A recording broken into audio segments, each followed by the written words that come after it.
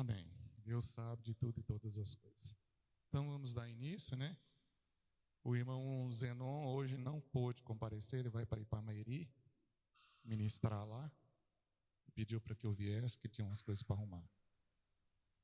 E o que eu vou falar hoje é uma coisa tão importante, tão boa para ensino, boa para um termo de conhecimento, né? Mas o que eu vou falar é a diferença entre o que foi a religião, o que era a religião e as leis do Velho Testamento do que é hoje e por que mudou. Quando, na época de Abraão, Abraão gerou Isaac, Isaac gerou Jacó, Jacó foi para o Egito por causa de José, e ali eles se desenvolveram como nação. Quando eles saíram do Egito para a Terra Prometida, contado foram mais de 600 mil homens. Significa que com mulheres e crianças, no mínimo, para ser pouco, dobraria. Isso aí passaria de 1 milhão de pessoas. Parece, a gente vê na Bíblia pensando que o povo está marchando, ou vê nos filmes, um grupo de pessoas, mas era um grupo muito grande. Era mais de 1 milhão de pessoas. E essas pessoas, elas saíram e foram acompanhadas por Deus, porque Deus, verdadeiramente ali naquele momento, fez deles uma nação. Antes, era apenas um grupo de pessoas, né? O mais numeroso era quando foram os filhos de Jacó, que eram 11 filhos, e esses 11 filhos todos foram para o Egito, se encontrar com José, e ali eles realmente multiplicaram muito. E uma das coisas que eu acho interessante, que a gente sempre fala assim, que Deus mandou as 10 pragas do Egito para convencer o faraó a libertar o povo. Mas não foi só para convencer o faraó a libertar o povo. Foi para convencer o povo de que eles tinham um Deus, e esse Deus era poderoso, porque eles teriam que largar a casa, largar tudo que eles conheciam e seguir. Então Deus precisava demonstrar grande poder. E aí ele mandou 10 pragas para libertar o povo. E o porquê que o faraó ficou tão assim, tão preso, não queria deixar o povo sair? Vocês imaginam que 1 milhão de pessoas, 1 milhão de mão de obra grátis, porque eles eram escravos, então eles não pagavam com comida, algumas coisas, né? Mas 1 milhão de pessoas saindo, isso na economia de um país ia dar uma diferença muito grande. Então o faraó pensava, não, a mão de obra, tudo que eles vão deixar de fazer aqui e vai me dar muito trabalho. Então vai ficar muito, né, vai ficar muito difícil governar sem esse povo. Por isso que ele tentou de todas as formas segurar o povo lá, mas não teve jeito. Deus não permitiu e o povo saiu para o deserto em busca da terra prometida. Só que aí, uma coisa importantíssima a se dizer era a respeito de como o povo era liderado. E eles eram liderados por uma autoridade espiritual, não era como nós somos hoje, com uma autoridade política, era uma autoridade espiritual, porque Moisés falava com Deus. E Deus dizia, Moisés, faça assim, assim, assim.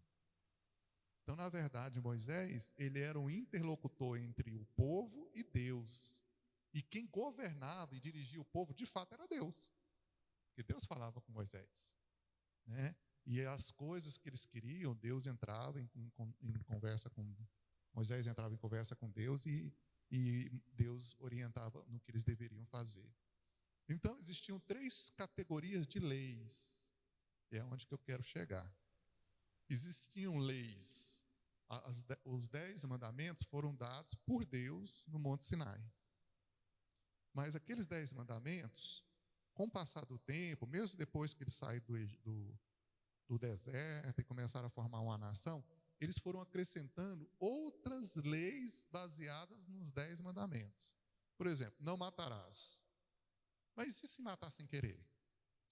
E se matar por roubo e matar a pessoa para roubar? Ou se matou porque houve uma discussão e os dois estavam... Então, eram situações diferentes. Então, uma lei, ela acabava tendo que criar outras leis menores. para poder entender direito como será aplicado aquele mandamento, que era não matarás. De 10 mandamentos, eles criaram 613 leis. Aqui estão as 613, eu fiz questão até de imprimir. Aqui está a orientação das 613 leis que eles criaram baseado em 10. E aí eles foram dividindo, e eles dividiram em 2 grupos. As leis que são mandamentos positivos e os mandamentos impositivos. Eles são obrigados, e outros que são para orientar o povo a respeito, por exemplo, de como eles iriam fazer o sacrifício no templo. Como que eles iam fazer para acender o incensário.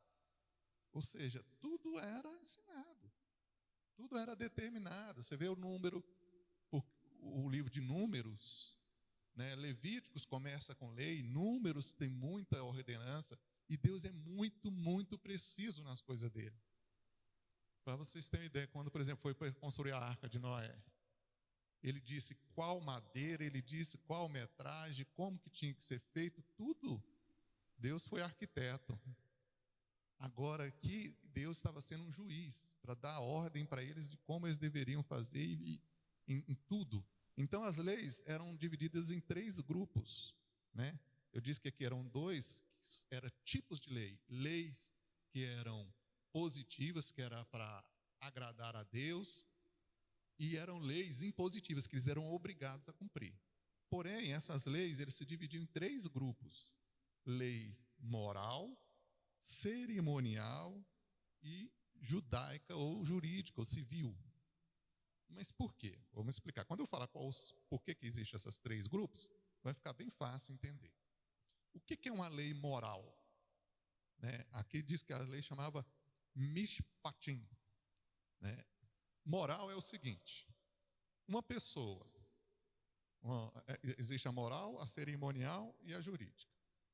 Vamos dizer assim, que criasse uma lei a respeito das vestimentas, que a mulher não pode vestir uma roupa curta, porque ela é muito provocativa. Essa lei, ela é jurídica, ou seja, vai ser presa e condenada porque não usou a roupa curta? Não, não é jurídica. É uma lei religiosa para ela poder entrar no templo? Não, não é. É para ela usar na sociedade. Não diz respeito à igreja e como a religião funciona, a questão da lei. Mas é uma lei moral, porque a moral é o que diz respeito à personalidade humana e o comportamento do homem. Então existiam leis que eram morais, leis que eram religiosas, de como era feito o trabalho no templo, e as leis civis. As leis civis eram aquelas que tinham penalidade. Matou, qual que é o crime, qual que é o veredito e qual que é a pena. Aí tinha que dar a penalidade, umas mais fortes, outras menos fortes. Então eram leis civis e penais. Então a lei moral dizia respeito da conduta do homem, como o homem se comportava na sociedade, em grupo, como deveria ser o comportamento do homem para agradar a Deus. E existia a lei, como eu disse, cerimonial. Essa cerimonial é a respeito de como eles iriam adorar a Deus. Eu disse para vocês que Deus era muito específico. Por exemplo, como fazer o candelabro, Deus disse. Como as leis eram tão detalhistas, por exemplo, que eles falavam assim: quando fizer o templo, não pode ter escada, porque a mulher sobe a escada e o homem possa ver a parte íntima da mulher. Você vê como é delicado e como é preciso até nisso. Tinha leis, ordenança até a respeito de coisas ambientais. Quando você achar um ninho de passarinho, você não pode colher todos os ovos, você tem que deixar um. Por quê?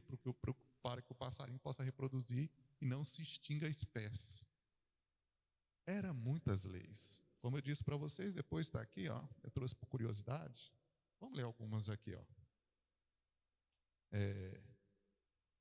Essas leis são as positivas. Por exemplo, amar outro judeu, amar outra pessoa da mesma religião. Era uma lei. Tinha que amar. Não odiar um judeu, reprovar um pecador, não embaraçar outras pessoas, não oprimir os fracos, não falar depreciativamente dos outros, não vingar-se, não guardar rancor, aprender a Torá, que era a Bíblia deles, né? Então, assim vai. Entenderam? Como é bem específico, tudo, né?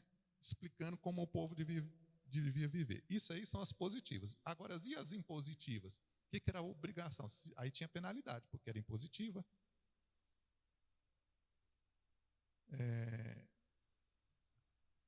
Aqui tem tanto de comer. Comer comida das ofertas consagradas que se tornaram impuras. Tosar um animal dedicado. Tosar um animal. Fazer qualquer trabalho com animal dedicado. Então, o dedicado o quê? O animal que era para sacrifício ou dedicado para oferta, ele não poderia fazer outra coisa a não ser oferecido. Fazer incenso com aqueles que usando o santuário. Remover a vara dos anéis da arca. Olha aí, quem lê isso? Porque eles carregavam a arca da aliança com a vara, não podia deixar a vara, tem que remover, é uma lei. Era muito específico, né? É muito detalhistas. Rasgar as beiras das túnicas do sumo sacerdote. Quem fizesse isso era punido.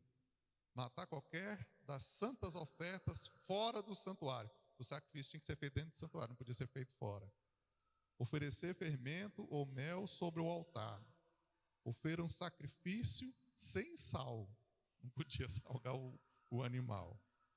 Ou também era comida, eram manjares. Os manjares do alimento não podia ter sal. E assim vai, gente. Muito curioso, né? Odiar um ao outro. Trazer vergonha sobre o outro. Trazer vingança sobre o outro. E assim vai. Eram muitas leis. E as cerimoniais diziam a respeito de como ia ser feito o sacrifício, como era o templo. Até os talheres eram contados. Para nós entendermos como era específico. Então, as leis morais diziam a respeito de como é o comportamento humano, mas as leis cerimoniais diziam como se faria, como se daria todo o trabalho feito dentro do templo. É bom lembrar também que o templo não era como esse templo nosso. O templo deles eram diferentes. No começo eram feitos em tendas, né, até que se construiu o grande tabernáculo, né, lá em Jerusalém, que depois foi destruído. Hoje só tem lá uma parede, né, que é chamado o Muro das Lamentações. Hoje só tem o Muro das Lamentações. Mas antes de construir o grande templo, que foi feito por Salomão, eles faziam todo o trabalho em tendas, porque eles andavam no deserto. Então era armada uma tenda, e essa tenda tinha que ter todas as especificações. Tinha o primeiro parte do templo, que era chamado o santuário de Deus, e tinha uma segunda parte que só o sumo sacerdote entrava, que era o Santo dos Santos, onde ficava a Arca da Aliança. Então tudo era bem especificado. E, por fim, a última lei, né, que era chamada lei civil ou jurídica. Essa é como a nossa lei de hoje em dia. Todo mundo tem a lei civil.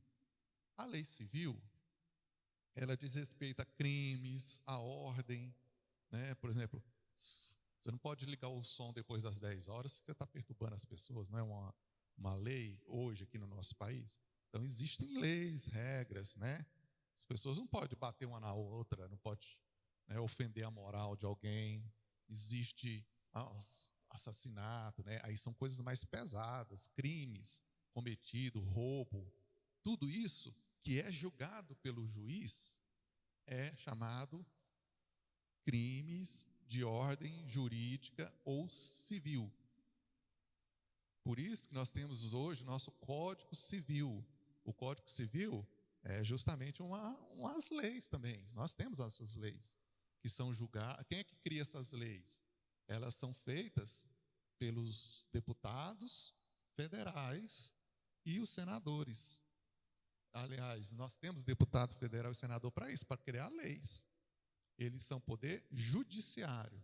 Assim como temos também, né, o Supremo Tribunal Federal, que é para julgar. Aí não é para criar lei, mas para julgar, e é a instância maior que tem.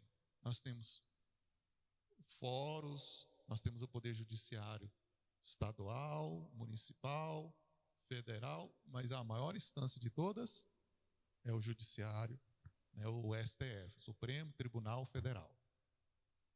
E essas leis civis, elas tinham algumas coisas particulares da época também, que tem que ser levado em consideração as coisas da época. Por exemplo, se alguém contraísse uma enfermidade do tipo, a pessoa pegou uma lepra que não tinha cura, então ela era obrigada a sair da cidade e morar numa cidade dos leprosos, né?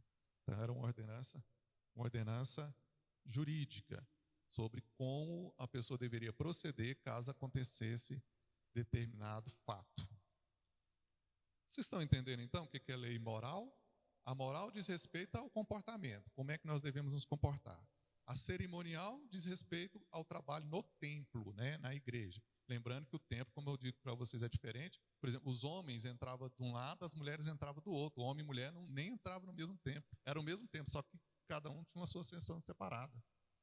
Então, leis cerimoniais e leis jurídicas e civis. Por que eu digo tudo isso? Porque nós temos que entender o que nós vamos viver hoje. E eles viviam sobre a lei, mas veio Jesus e mudou tudo isso. Não que ele acabou com as leis, isso que eu quero explicar.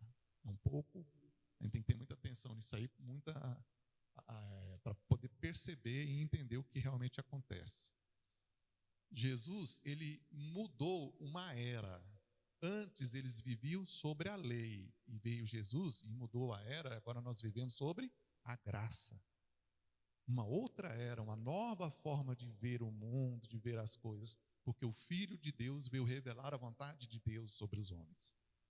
Então, quando ele veio, tudo que ele diz sobrepõe aquilo que era. Agora nós vivemos sobre a orientação de Jesus, porque Jesus mesmo dizia: eu sou o caminho, a verdade e a vida. Ninguém vai ao Pai senão por mim. Então você não vai pela lei. Agora você vai ser salvo pela graça de Cristo. E isso está confirmado na palavra. Quer ver? Mateus 5, versículo 17. Primeiro vamos entender. Jesus não é contra a lei. Mateus 5, 17 e 18 diz assim. 5, 17 e 18. Não cuides que vim destruir a lei, ou os profetas. Não vim abrogar, ou seja, né, cancelar, mas cumprir. Porque em verdade vos digo que até que os céus e a terra passem, nem um jota ou um tio se omitirá da lei, sem que tudo isso seja cumprido. Agora entenda o seguinte: alguém fala assim, mas Jesus não destruiu a lei, então nós temos que viver sobre a lei. Jesus disse: eu não vim destruir a lei e nem abrogar, eu vim cumprir. Ele está dizendo o seguinte, que o que ele viveu, Jesus, tudo que ele fez baseado nos costumes da época. Então ele não destruiu, ele viveu conforme a lei. Ele não descumpriu nenhum mandamento.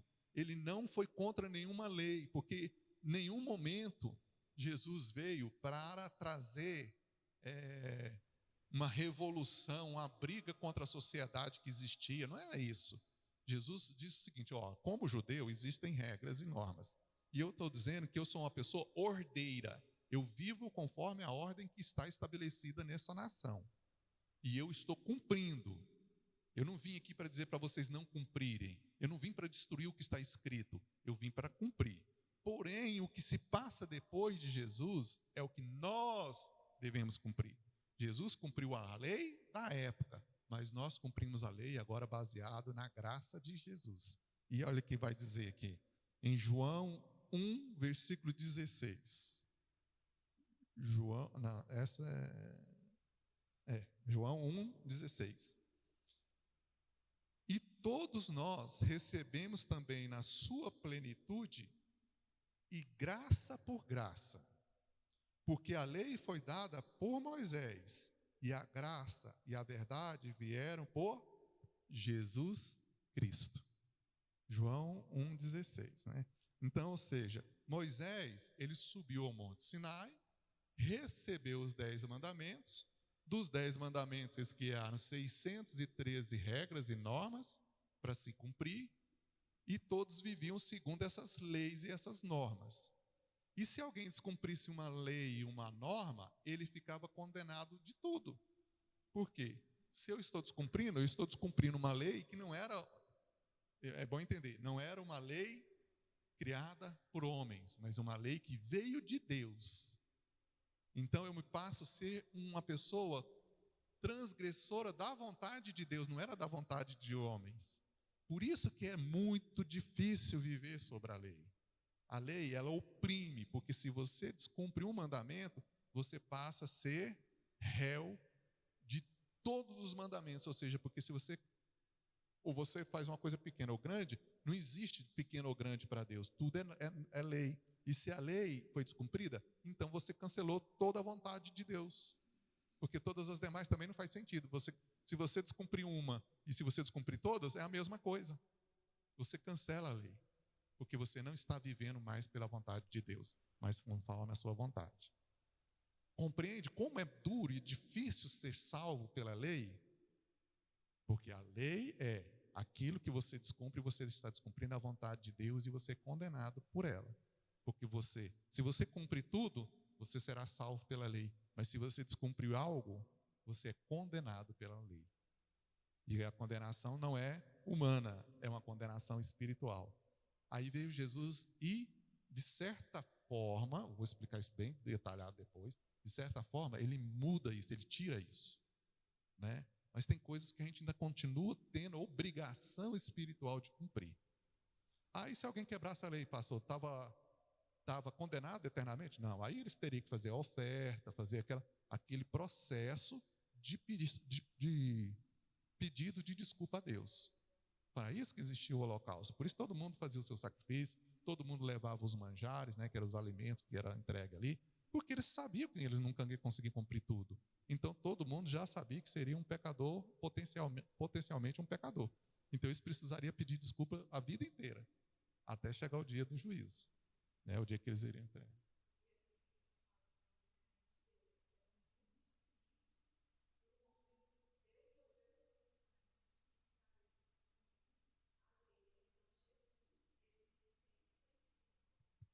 Amém.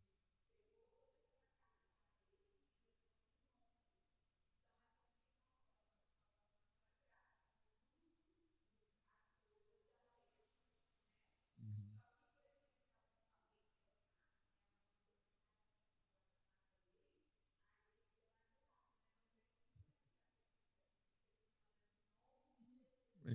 Isso.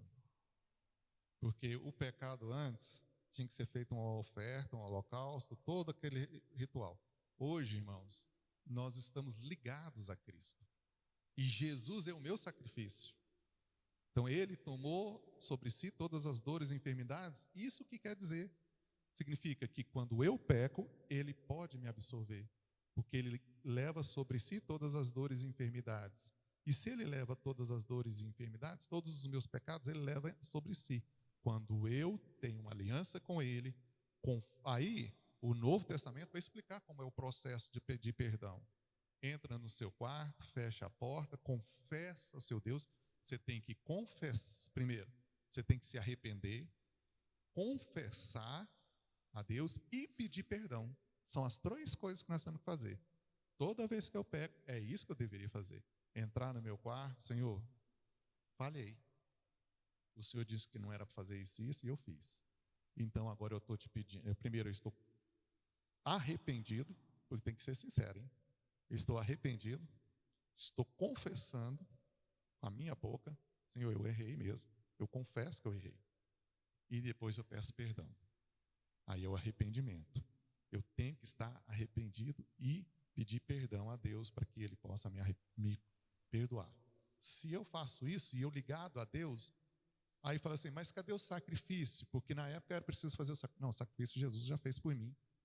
O sacrifício que Jesus fez Ele levou as minhas enfermidades porque Ele é o meu sacrifício. Eu vi um vídeo que eu achei muito interessante. Tinha uma fila das pessoas, né, que iam entrar no reino dos céus. Aí lá estava o juiz.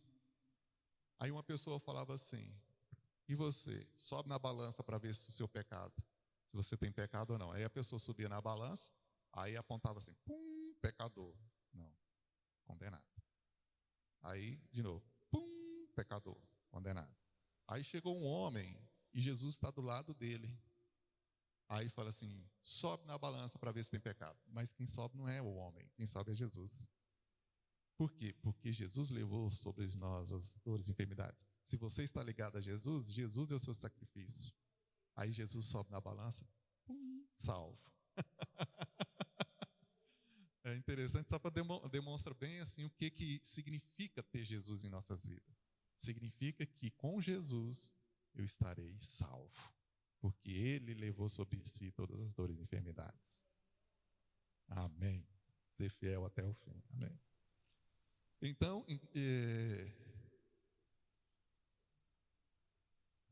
Gálatas 2, versículo 16 também fala. Aqui, Paulo está escrevendo uma carta para os Gálatas, e olha o que ele diz. Sabendo que o homem não é justificado pelas obras da lei, mas pela fé em Jesus Cristo, temos também crido em Jesus Cristo, para sermos justificados pela fé em Cristo. Ou seja, a nossa fé é que nos justifica perante Jesus. E não pelas obras da lei, porquanto pelas obras da lei, nenhuma carne será justificada. A justificação é você chegar lá e falar assim: não, mas você tem um bom motivo. E o bom motivo é Jesus, é a minha justificativa. Eu pequei, mas eu pedia perdão a Deus. Não, então tá certo, você pediu perdão. Eu pequei, mas eu estava na igreja, eu tinha uma vida com Cristo. Ah, tá certo, então você está justificado, porque Jesus te absolve de todo pecado. Agora, se você vai chegar lá e falar assim: não, eu vivi pela lei. Ah, é? Mas pela lei você não podia ter feito isso, isso, isso. Se você falhou uma coisa, o que você faz? Você está condenado em tudo. E que você vai justificar pelo quê? Ah, eu fiz a oferta no dia. Não, mas um dia que você esqueceu de deixar de fazer a oferta por um pecado, você deixou de pedir perdão por aquele pecado. Então você passa a ser condenado da mesma forma. Então não tem muita saída, não. Por isso que Jesus é o único caminho, a verdade e a vida. E uma coisa muito importante de se entender, e muita gente pensa que é diferente. Ah, fulano, ele não era cristão, não, mas ele era bonzinho. Ele fazia doação, ele cuidava do orfanato de crianças. Ele era um homem bom. Ele vai ser salvo? Não tem justificação, porque alguma coisa ele pecou. Alguma coisa ele falhou. E sem Jesus, ele não tem como se justificar. Não existe justificativa. Quando ele pecou em tudo, ele falhou em tudo. Nós somos pecadores. É importante entender o seguinte: nós somos pecadores por natureza. Jesus nos purifica do pecado. Então eu já trago o pecado original, que é o chamado pecado dos pais no filho, como diz lá em Deuteronômio. Eis que eu visito a iniquidade dos pais nos filhos, até a terceira e quarta geração. Se o seu pai pecou, você já herda o pecado original dele. O que é o pecado original? Ah, é porque o meu pai pecou e eu tenho que ser condenado? Não. Mas nós trazemos dos pais todas as características do pai. Eu não herdo a característica física do meu pai, então eu herdo também, de certa forma, a personalidade, alguma parte da personalidade. E nós somos falhos. Por exemplo, meu avô irava, aí eu vou também tenho na minha natureza irar, porque eu sou herdeiro dele, né? Eu herdei geneticamente também essa característica dele. Então, como ele foi um pecador, e se em alguma parte da sua natureza genética ele pecava, eu vou herdar, na terceira e quarta geração eu vou herdar. Porque muitas pessoas pensam assim: ah, então eu vou responder pelo pecado dele. Não. Você vai responder por aquilo que você herda dele. E o que você herda dele? A genética. Então, se ele é um pecador, eu vou ser um pecador. Vocês compreendem a diferença? Porque se alguém se não passa a ser injusto. Fala assim: ah, meu avô pecou, eu sou perfeitinho, mas meu avô pecou e o Senhor diz que visita a iniquidade, então eu sou condenado pelo meu avô. Não, cada um é condenado pelas escolhas que faz. Por isso que a salvação é individual. O seu avô não te salva, nem você salva o seu avô. mas você pode salvar a si mesmo. E o avô pode salvar a si mesmo. Todos nós respondemos individualmente pelas nossas ações. Porém, nós entendemos que a educação que eu recebo do meu pai, a educação que eu recebo do meu avô, a genética que eu recebo, tudo isso influencia no que eu sou. E isso pode me fazer pecar, só por eu estar convivendo com eles. Eu sou fruto, de certa forma, também dos meus ancestrais. Agora, eu vou dar 3 exemplos aqui para a gente entender: lei moral, civil e religiosa. E aí eu vou explicar por que nós estamos aprendendo sobre lei moral, civil e religiosa. Um exemplo. Em Levíticos 18, versículo 22, diz assim: com homem não te deitarás como se fosse mulher. A abominação é. Então, essa lei, que um homem não pode ter um ato homossexual com outro homem, isso é uma lei civil, religiosa ou é moral? Vamos lá, de novo. Vou ler, e eu quero que vocês me respondam, gente, tem que estar ligado. Levíticos 18, 22. Com homem não te deitarás, como se fosse mulher. A abominação é. Isso é uma lei civil, moral ou religiosa?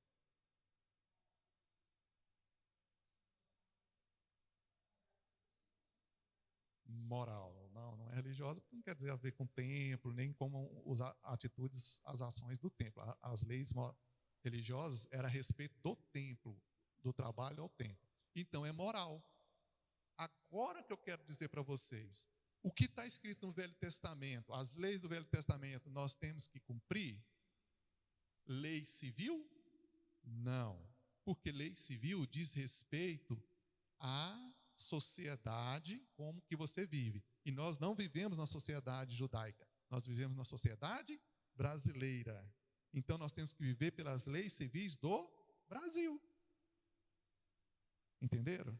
Então as leis civis, podemos dizer que para nós brasileiros foi abolida. Leis civis do Velho Testamento não precisam ser cumpridas, porque leis civis do Velho Testamento diz respeito ao povo judeu.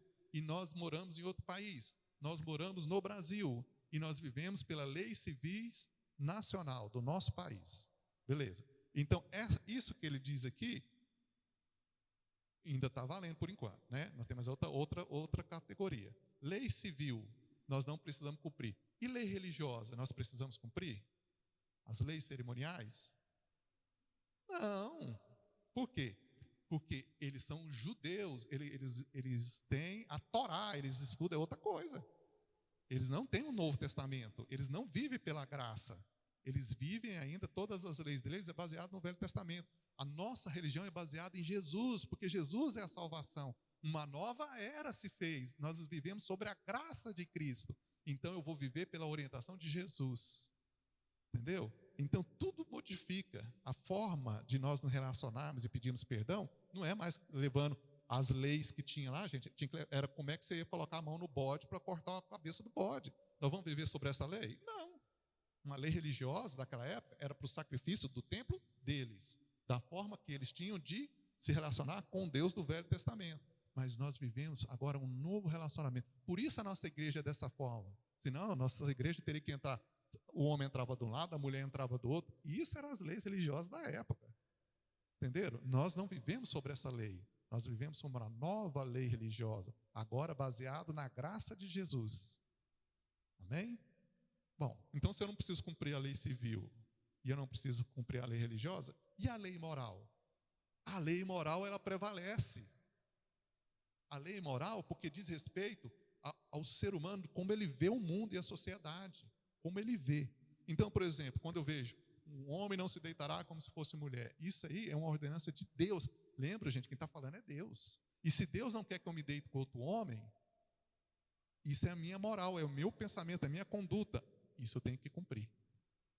Então, as leis morais devem ser cumpridas até os dias de hoje, mesmo que elas estejam no Velho Testamento. Porque aqui está retratando a vontade de Deus de como você deve ser, como você deve se comportar. Lei moral. Entenderam? Por isso que eu falei tudo isso que eu era para você chegar nesse conhecimento que é importantíssimo. O que eu tenho que seguir do Velho Testamento? Essa é a grande pergunta. O que eu tenho que seguir? Todas as leis morais você deve cumprir. Casamento, tudo, tudo. Agora tem aquela coisa, você tem que estar sempre meditando. Por exemplo, lei civil e lei moral. Por exemplo, no casamento, você fala assim, o homem pode casar com 2 mulheres? No Velho Testamento podia. Mas era o quê? Era civil. A lei dava. No Brasil, é chamado poligamia. E é crime quem casa com 2 mulheres. E lembra, a lei civil tem que cumprir do meu país. Se você estiver num outro país e a lei lá permitir, ontem eu estava vendo até por curiosidade alguns países, tem um país que chama Suazilândia. Acho que é isso. Suazilândia. Olha que lei estranha. O homem é obrigado a casar com mais de uma mulher. É o único país do mundo. Mas por quê? Para aumentar a taxa de natalidade, porque o país está acabando. Então, e tem mais homem do que mulher. Eles criaram a lei para o homem casar com 2 mulheres e ter mais filhos. Olha que coisa estranha. Então, as leis civis é para controlar a sociedade, para governar a sociedade, né? E às vezes a sociedade requer algumas coisas de uma sociedade que a outra não precisa. E alguns países ainda têm o direito de um homem casar com 2 mulheres. São alguns países, acho que são 5 só, são poucos. A maioria não aceita que se case com mais de 2 mulheres. E o homem descumprir isso aí? Não, se descumprir, aí cada lei tem, né? Cada país tem suas leis. Às vezes tem penalidade, às vezes não. Às vezes o homem vive com a mulher não casa. E daí está tendo 2 mulheres do mesmo jeito. Até no Brasil a gente sabe que existe casos assim. De pessoas que estão... Hoje em dia está virando uma modinha aí. Cada coisa absurda, que vocês nem imaginam. Eu vi um homem, ele é gay, que casou com uma mulher que é trans, e ainda tem uma outra mulher no relacionamento. Ele é um trisal e tudo assim bagunçado. O homem gosta de homem, mas ele tem relacionamento com a mulher trans que, vamos falar de uma forma que dá para entender, ela tem um órgão genital masculino, ela que nele, deu para entender? E ele na outra mulher. Bagunça, gente. Porque isso aí é abominação aos olhos do Senhor. É o que está dizendo aqui. Por que Deus estabelece certas normas? Para que não vire isso mesmo. Deus nunca quis isso. Uma sociedade corrompida, com um povo deturpado, com a mente deturpada, com valores deturpados. Por que existe tanta abominação, tanto estupro? Porque as pessoas não vivem a lei de Deus como deveriam viver. Porque se vivesse, a sociedade era melhor. Então é uma lei moral. E a lei moral deve ser cumprida. Agora um outro exemplo. Êxodo 21, 24. Olho por olho, dente por dente, mão por mão, pé por pé. O que isso quer dizer? Se alguém furasse um olho seu, a lei dizia que eu tinha o direito de ir lá e furar o olho dele. Isso é uma lei moral? É uma lei civil? Ou é uma lei religiosa? Lei moral, civil ou religiosa? Vou puxar a orelhinha de vocês. Está começando a aula.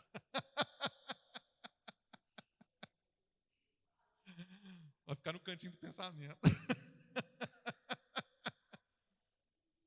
A lei dizia o seguinte: olho por olho, dente por dente, mão por mão, pé por pé. Se alguém furasse o seu olho, era direito pela lei você ir lá e furar o olho dele.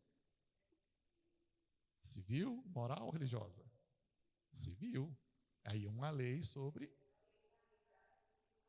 isso. E nós temos que cumprir? Não temos que cumprir, tá vendo?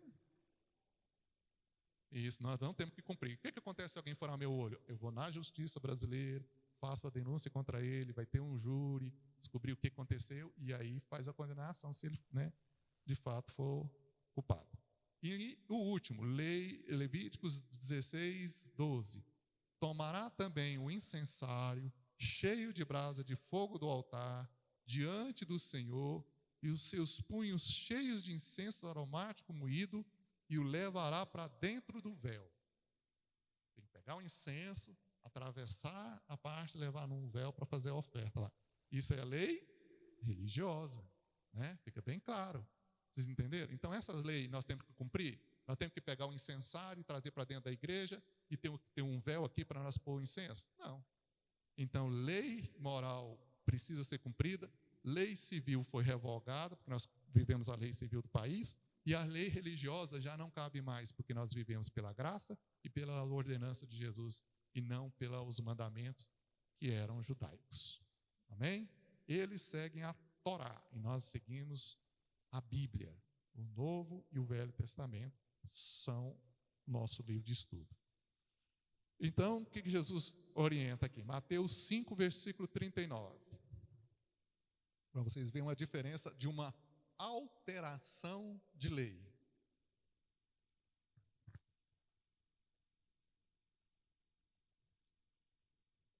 Mateus 5,39 diz assim: Eu, porém, vos digo, não resistais ao mal, mas se qualquer que te bater na face direita, ofereça-lhe também a outra.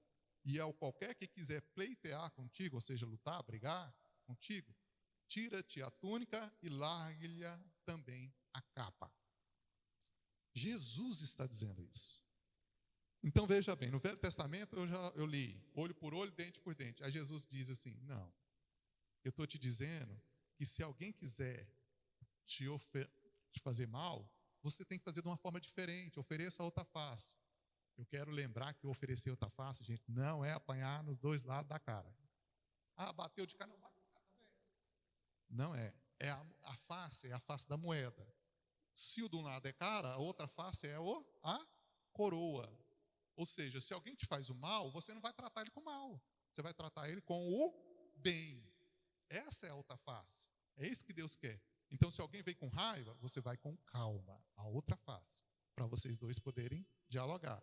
Mas e se alguém quiser brigar com você, pleitear? Não, você não resiste a ele. Fala assim: não quero brigar. Não, mas eu vou vir aqui para te roubar. Então, você leva, mas com você eu não vou brigar. Aí alguém fala assim: poxa, mas isso não é covardia? Não, gente. Isso simplesmente significa que Jesus está ensinando que mesmo que alguém te faça o mal, você não pode deixar esse mal entrar no seu coração e pagar com a mesma moeda. Porque quando você faz isso, você não se torna melhor do que a pessoa, você se torna igual à pessoa. E Jesus te quer santo, puro, e não irado, brigando ou fazendo mal porque o outro fez o mal com você. Então Jesus está mudando a concepção do seu pensamento nisso aí. Não faça isso. Não faça como ele faz. Se ele quiser brigar, não, sai para lá, larga tudo que ele quiser e vai embora. Porque se você fizer a mesma coisa com ele, você vai sentir a raiva, o rancor, e aí Satanás entrará na sua mente, no seu coração. Por que Satanás tem poder de influenciar as pessoas? Porque quando elas estão numa situação onde elas estão com raiva, com ira, com rancor, Satanás tem poder espiritual de influenciar e dizer: vai lá, enfia a faca nele, ué. Ele fez isso aí, você vai aceitar isso? Isso é influência satânica. Na ira, o poder de Satanás no nosso coração aumenta, porque ele pode te influenciar para fazer uma coisa que pode destruir a sua família, a sua vida. Imagina se alguém fez um mal para mim. Vamos dizer o seguinte: veio para me assaltar, fez um mal, roubou as minhas coisas, aí eu pego e enfio a faca nele. Eu estou destruindo a vida dele, eu estou destruindo a minha vida também, porque eu vou ser preso, aí vai falar, vai condenar. Não, mas você matou, você não precisava matar, deixar assim que a justiça quem tem que fazer é a polícia, eles que tinham que ir lá e brigar. Vocês entenderam? Então isso só traz tanto transtorno para a vida da pessoa. Então Jesus está dizendo: mesmo no momento de maior de dor e aflição, mantenha-se a paz. Ireis e não pequeis.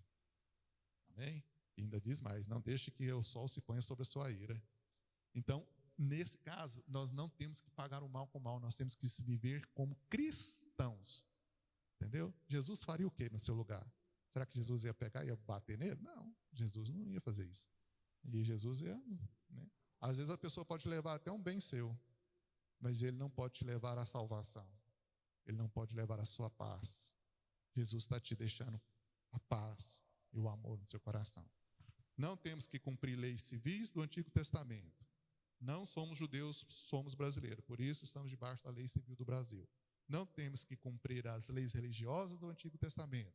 Viemos pela graça de Cristo. Por isso, vivemos a religião baseada em Jesus Cristo. O que é Jesus Cristo? Cristo quer dizer aquele que é o que salva. Né? Ele é o Messias, ele é o enviado de Deus. Né? Jesus, a palavra Cristo não é sobrenome. Jesus Cristo. Ele não chamava Jesus Cristo, ele chamava Jesus. E o Cristo foi colocado porque é uma denominação do que ele é. Ele é o Salvador. Ele é o Jesus, o Cristo. Amém? Temos que cumprir a lei moral, pois a moral dada por Deus significa a vontade de Deus aos homens. Se é a vontade de Deus, devemos cumprir. Amém? Então é isso. Espero que tenha ficado claro, que vocês tenham entendido essa diferenciação. E para mim faz muita diferença de nós como cristãos saber identificar isso. Porque nós temos um Velho Testamento inteiro, mas o que eu vou viver dele? E isso deixa tanta gente confusa, tanta gente confusa. Ah, pastor, mas aqui está escrito que nós não podemos comer carne de porco. Entendeu? Já viram isso? Já viram alguém questionar vocês por isso? Então, vai falar assim, peraí, mas isso é moral? Não, não é lei moral não. Então não tem que cumprir, ué. Isso aí era costume judaico deles. Eu não tenho que viver conforme eles, né? Mas eu tenho que viver conforme a vontade de Deus e sobre a orientação de Cristo, o seu enviado. Amém. É isso.